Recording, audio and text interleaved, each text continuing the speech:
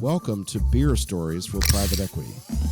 Join us for our weekly happy hour, tapping into 27 years of PE experience, one pint at a time. This podcast is powered by Monogram Group. Find us at monogramgroup.com. This episode is sponsored by Private Equity Professional, PE's news leader since 2007. Stay connected to the latest news, insights, and trends in private equity at peprofessional.com. Welcome to episode 26 of Beer Stories for Private Equity.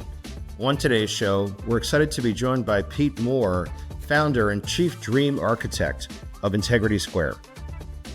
If you'd like to be considered as a guest in our lineup, please email us at podcast@monogramgroup.com. And for Monogram Group, here's your host, Scott Markman. Please fasten your seatbelts. Welcome to the latest episode of Beer Stories for Private Equity. I'm Scott Markman, your host, and it is my absolute pleasure to be joined by Pete Moore from Integrity Square. What is really cool about today's episode is that Pete is in the office. I think this is only our second episode where our guest and I are, 20 some feet apart in different rooms. Thank you very much. Pete, welcome to the podcast. Thanks, man. It's a pleasure to be here. And, I feel like this is like a personal remote, conversation. So I feel the warmth, and I also feel the solitude of it. I have to ask him to reveal his shirt because it's freaking cool.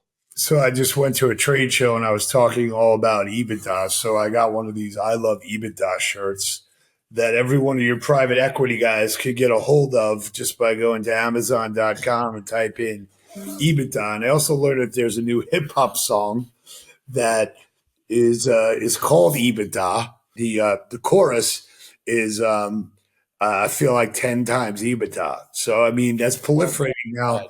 It's a pop culture. You're going to say, you can take your EBITDA and shove it, blah, blah, blah. No. It's actually like a pretty good valuation, like 10 times EBITDA. As is our longtime habit here on Beer Stories. If those 6 of you that are watching the video, Kona Big Wave is my beer du jour, Liquid Aloha, named after our longtime mascot, Kona, who unfortunately passed away this summer. There is his photo. So in his honor, here we go. I will be drinking from the Monogram Tea Big Wave Pig Selection. I want to start with your title because I think it's an excellent window into you and the firm. So Pete's official title is Chief Dream Architect. Yeah. So look, one of the benefits of running your own investment banking, M&A boutique operation is that you get to call yourself whatever you want at any time, which is a blessing and a curse if you're creative like you are. As I started the firm, now it's going on 15 years. I originally, had my title as, managing partner. And then as earlier stage companies would come to us, and I got really excited about a couple of the companies that we were working with. And I said, you need to kind of like architect to get to the level of becoming a platform acquisition. I kept using the term architect. And then I was watching one of these shows on the Discovery Channel. I think it was like architecting the, some of these like crazy civil engineering projects that nobody really talks about. It's taken for granted. Like the water that goes into New York City actually goes under the Hudson River. If you could ever really do something from like a architectural standpoint or like design and engineering, like that's amazing. So I started saying to people like, look, you need like a dream architect to like take your dream and architect this thing into reality. Because right now you just come in here with some PowerPoint slides. And so I kind of came up one night with like, hey, I'm going to be chief dream architect. All right. We always start with a client's backstory. And so just one brief overview of where you were raised, where did you go to undergrad and business school, kind of leading up to, eventually starting the firm. So I'm from Long Island originally. My dad was a CEO of a beverage equipment company.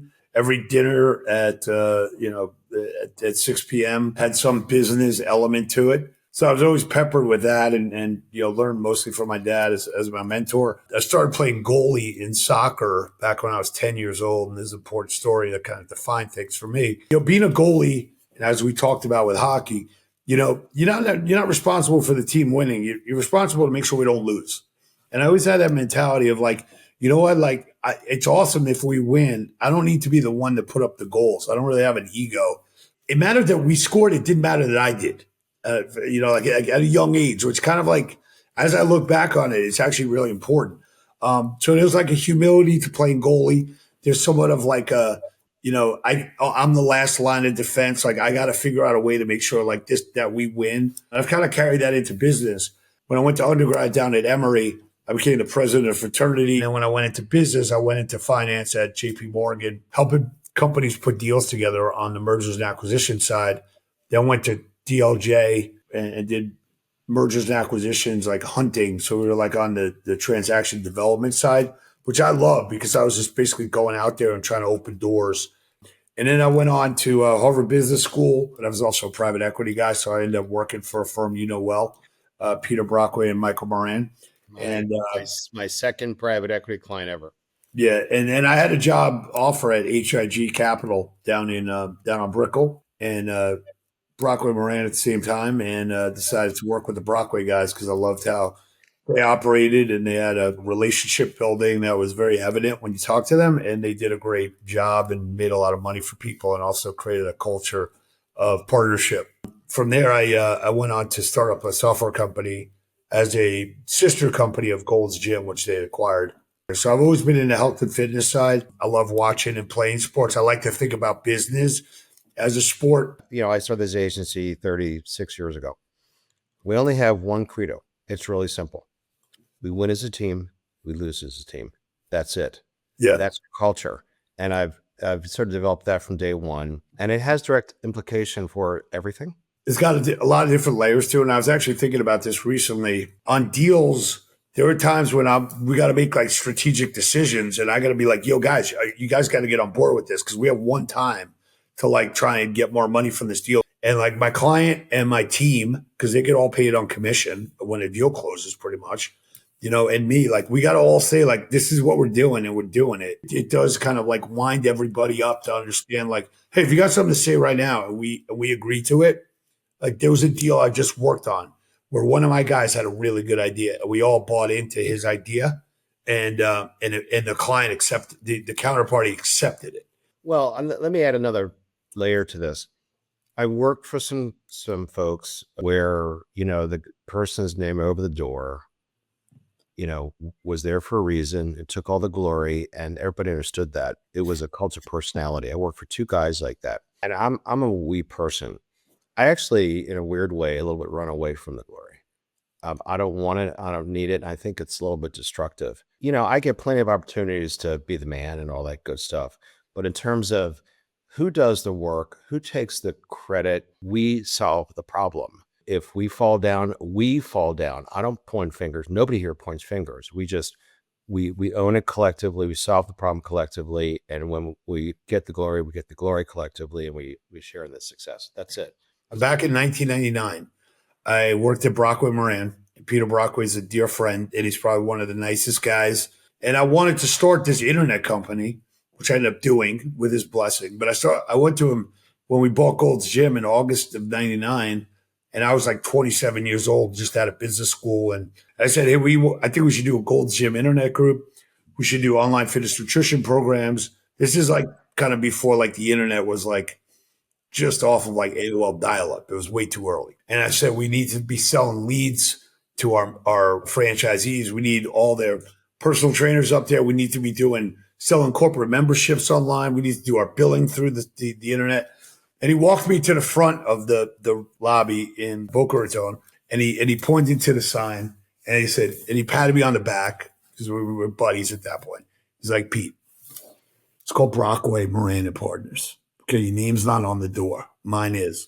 That means that I cannot invest in anything that I don't fully understand yet. And then when Brockway raised their last fund, they turned it into Blue Sea Capital. So his name wasn't on the door. But just the fact that like him having his name on the door, I think at that point was probably positive because it made him think twice about doing anything.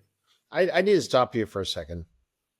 Are you telling me that the origin story of Blue Sea Capital is Brockman Moran? Yeah. Do you know that Blue Sea separately was a client? Yeah, they're West Palm Beach.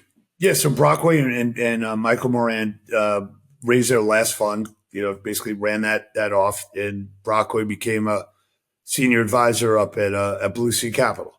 They're also great folks. Like I Yeah, but they're all, it's basically like, Brockway Moran 2.0. To your point of like, when is a team loses a team? What do we call the team? Whose name's on the door? Who's not on the door? So it's an interesting thing to like when people start up companies, to think about what you call a company and what your last name means and what do you want it to represent, and what does it allow you to do or not do. From your standpoint, like, kudos to you for like saying like, hey, this isn't about me. And if your name's on the door, then instinctively it is about you. I picked a monogram when it was me at a coffee table near O'Hare apartment. And I was just going to be a single shingle guy. But I thought this through, and it was, what would you want the name to represent? And the symbolism is the mark of the individual in a collective context. Yeah. So I think private equity firms, if that's the audience here, I think their name matters. I think their brand matters. I think how they interact with people and train their junior people who are doing deals, and like the culture of that is important. Unfortunately, what I'm seeing now, a number of these private equity firms right now are kind of just like agreeing to a deal and then kind of just flipping it over to their lawyers, and the lawyers become like very litigious and like, yeah, they said that, but they didn't mean that. Or, oh yeah, it was in the LOI, but it wasn't like, that wasn't really what the spirit of it was. I'm like, I don't know what you're talking about. Like, I'm in a relationship business here. Because there's this like, explosion of, folks that want to hang their own shingle. We're working on 5 startup firms at one time. Mm-hmm. And so part of that is naming. And so we're getting into these issues we're talking about with 1 or 2 or 3 people that are, they had their 10, 15-year career and they've decided to do their own thing, and they take what they're going to call themselves very seriously. Before we do creative, visual, anything, it's just, what the F is your name and why? And how can that be the anchor and the, in the ground for all kinds of stuff you build around it? And at the end of the day, people win deals based on personality. People win deals based on trust. People win deals based on relationships. And if you're a fund like a Garnet Station or Brockway Moran and Partners or like Blue Sea Capital, and you can call upon 25 years of like stories, if you don't reference check the private equity firms that are in your process, like, shame on you, man, because people tell you the truth about how certain partners act, or what the firm's culture and what their DNA is, and like how they actually treat you. And it's pretty consistent. The best part about people that work for private equity, they will tell you the truth. And it's usually binary. It's like, this was the worst fucking experience of my life. These guys stole my company. I didn't understand the cap table. They put in capital calls. They took over the board. Or they'll be like, these guys are fantastic. They stuck with me. They helped support all my financial decisions. I got diversity. We had a great outcome, and I'm an investor in their fund. Right. So it's like those are like the only 2 things you're gonna say. No one's gonna be like, it was okay. Like, I think it was all right. No, they'll tell you 1 and 2. I told you I grew up in an entrepreneurial family, and my parents had a small business. And what I learned from my folks since the time I was very young was, you have your reputation, and that's really all that matters. You guard it. You make certain decisions that probably suck at the time to guard your reputation. Just like when a team loses a team, trust is the currency of business, and it's really the currency of private equity. If you do not have a good reputation and a trustful, reputation out there, you're toast. Now, sometimes you have to, you think you're right and they think you're right, and okay, you're the client, you're right. That's just business. It just happens sometimes, and you move on for, the next day. But We do certain things around here every single day. This is part of Win as a Team that build that reputation. And I'll give you a 10-second example. We are known for responsiveness. People around here know that if you do not respond to an email within an hour, you will see my wrath, because that is the reputation. Good. I like that. And don't you wait till tonight to respond to a 2-sentence response. Don't do it.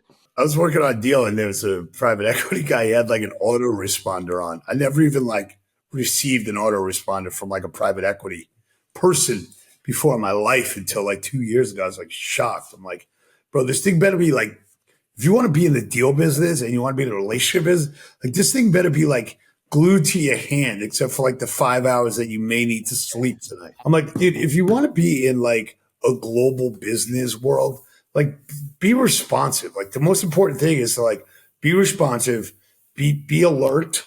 And I would also say like be thoughtful at the same time, right? So you just can't like just get on a call or like just jumble something out. Like be thoughtful about it. That might take some time. So when some of these private equity deals don't work out the way they should, like you started this, finish it, with the same amount of dignity. Buying companies and selling companies, like it's uncomfortable, right? But don't shy away from like the tough parts of like severing relationships or, giving people, the freedom to go and do something else or negotiating non-competes, because you negotiate on the way in and you seem like a pretty affable, credit-worthy person. Like stick with that because it'll get you the next deal. You don't even know. All right. We have spent a lot of time on the sizzle, which I love, but I want to get to the steak, which is what you want to talk about, which is what's on your shirt called Halo. Take a minute and give the backstory of how you developed this term, how and why and how much you're leaning into it. When I see something I want to, and it's not right, I want to change it. That's just kind of probably like a baseline of the way I approach life. So I've been telling people for 15 years when I started Integrity Square that I was a health and wellness banker. About 8 years ago, I said, you know what, this word does not properly represent the enthusiasm and passion and science that my clients are now having. I started to look at the word and I found out that there was a guy at the Mayo Clinic back in the 1950s, really nice guy, Dr. Halbert Dunn, and he was trying to come up with the opposite of illness. So the antonym of illness would obviously be wellness. People were using the term wellness for basically everything under the sun that might be self-care or self-help. And it really started to cloud the waters of, is that a product? Is that a service? Is that an industry? I started tinkering around with some letters and I'm like, this acronym HALO could stand for Health, Active Lifestyle, Outdoors, which would create a halo effect, which would now infuse like all the passion, all the energy, all the experience, all the excitement that companies and members have about joining health clubs or going to like a boutique fitness class. And what I want to do is I want to make sure that we get as much money as we can behind companies that are helping solve loneliness, diabetes, obesity, and just making people happy. So I'm on a pursuit to be like Captain Halo, like I have in my name tag here. And I want to basically say, hey, can we get like 55 to 60 companies that are publicly traded companies like Lifetime Fitness, Planet Fitness, Dick's Sporting Goods, Peloton, put that together as like a public company index, which we're launching on January 1st. And then can we have a institutional investor summit that's called the Halo Institutional Investor Summit, and start to people to start saying, hey, I invest in technology, I invest in healthcare, and I invest in the Halo sector of people's wallets. So that's why I'm like gung-ho about it. I really want to do it because I think it's the right thing to do. And I get excited about people being able to say, hey, I'm part of the Halo sector. What really fascinates me, and when we first met, was what you just described as audacious as hell, ambitious as hell. We don't come across folks in any category ever who are trying to rebrand a category, let alone their firm. You've self-identified and opted into some years ago trying to reinvent a category for a lot of reasons, because I think you're right. Wellness is the absence of something, not the indication of something, let alone the benefit of something. My buddies from college, that's why I went to Emory, some of them became stockbrokers, and then they morphed into like, oh, I'm a financial consultant, right? Now, every single one of them tells me that they're in wealth management. So the financial services industry at these banks have realized like assets under management is like a good thing to say. And wealth management is much better than being a stockbroker. Words matter. The other thing is like guys in the oil and gas industry, like nobody says they're in that anymore. They all say like I'm in the energy business, right? And like people love energy, right? It just doesn't, you don't know where it's coming from. You laid out parallel, kind of paradigms. Wealth management implies there's wealth to be managed, and it requires a level of sophistication and insight and whatever to manage wealth that elevates the craft. Stockbroker as well, is Kona a good stock to get? I don't know. Let's look at it, Harry. It's just a different mindset and a different implication for, in effect, the same skill. Now that I think about my guys that, 25 years ago were like financial consultants and like trying to build a book of like retail business, I think for them, when they say wealth management, it enhances themselves. If you're like managing wealth, you're like on top of wealth. You know what I mean? Number to it, the implication is all of my clients have at least 2 million of their money, that I kind of, manipulate and control. It's like, look, you can be a wealth manager and your client could have $40,000, but you're on a great journey. Don't get me wrong, but it's not 2 million. Something just flashed in my head, Pete, because on my screen, I'm looking at the acronym and the term health, active lifestyle, and outdoors. You know what this is? This is the polar opposite of AI thinking. You could feed all this crap, all the inputs into like an AI agent, and the AI agent would never come up with the what, the how, and the why of what you're trying to do, because that takes a lifetime of experience, a certain point of view. And so in a weird way, this is like the anti-AI agenda. I was also just watching Jeff Bezos on a LinkedIn. Talk about Jeff Wilke, who's now, I think, the CEO of Amazon. Jeff Wilke used to come into it and be like, you could destroy Amazon any day of the week. He's like, what are you talking? Like he said this to Jeff Bezos.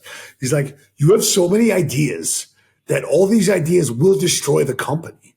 And it kind of like made him stop and be like, let me just write some things down. So this Halo Index thing, like this has been like a 5-year plan of like, hey, can I get these private equity guys to use it? Can I like infiltrate? Like I got these like bracelets, like talk about like anti-AI. So I got these Go Halo bracelets that I had made, but somehow it got around the trade show that I made them personally. But the point being is that if I could get into the room, the CEO of Dick's Sporting Goods, and I can get the CEO of Lifetime Fitness, and they're speaking back to back at a Halo institutional conference, there is no reason why Dick's Sporting Goods should not be powering the entire fitness industry's e-commerce. All the data that every health club has on check-in, on what machines you go to, on what programs you do. I know exactly when you need a new pair of sneakers. I know exactly the race that you are going to attend, right? I know exactly the sports that your kids play. I know I know everything that I need to know to basically hand deliver you to like specific categories within Dick's Sporting Goods to make purchases. And why doesn't a health club get 8% of that affiliate revenue? Like that's where this is going. This broad, complex, interrelated ecosystem of data. To your point, this kind of correlation, interrelation, value delivery within members of an ecosystem already exists. It just doesn't exist in this category. It doesn't, right? And when you think about what's going to happen over the next 5 years, is that all these companies are going to be wanting to kind of partner with each other, but they really won't know each other. Costco just did a deal where they're doing like Ozempic. Yeah, it's a new thing now where like they're selling Ozempic at Costco, which is great. I mean, Costco's got 77 million members. There was obviously somebody at Costco that had a relationship or got a relationship with somebody at, Novo and Eli Lilly, and they had a conversation and they met probably several times and they say, this is how we're going to roll this out. So like all these deals that happen, like they don't happen over AI, they happen by somebody calling somebody else or somebody seeing somebody at a trade show. Somebody's got to hit the phone. And like there's no substitute for networking ever. And I hope there is. But again, if you define it a little bit, not control, but a little bit or behind, I'll call it this ecosystem, it puts you in a position of opportunity uniquely because you built the term and the idea of it. Well, at that point, you a little bit can't lay your fingers over it in a good way, and you're creating your own upper set of opportunities.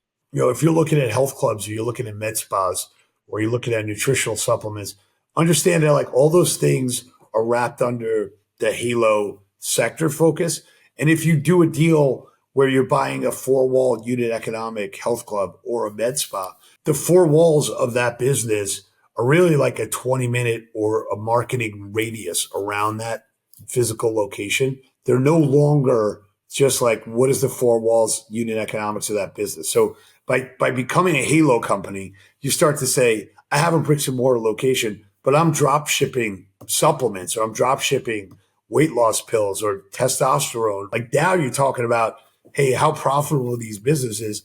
And then, Scott, what I want to do is I want to be able to go and sell those businesses to private equity firms to say like, hey, look how much money you can make in the Halo sector. Companies that are in the sector need to realize like, hey, if I'm a profitable business, I can get private capital. Private capital will let you grow without any personal recourse, right? There's no personal guarantees on private equity, debt and equity. And let's go build a world that like looks like a shopping plaza that I want to walk into. All right. We always end on a personal note. This is updated from a month ago. The question was, are the Mets going to make the playoffs? We know what happened. And so my question is, what are they going to do in the offseason to make the playoffs next year? I would say that they're going to figure it out, and they'll go and buy some more talent.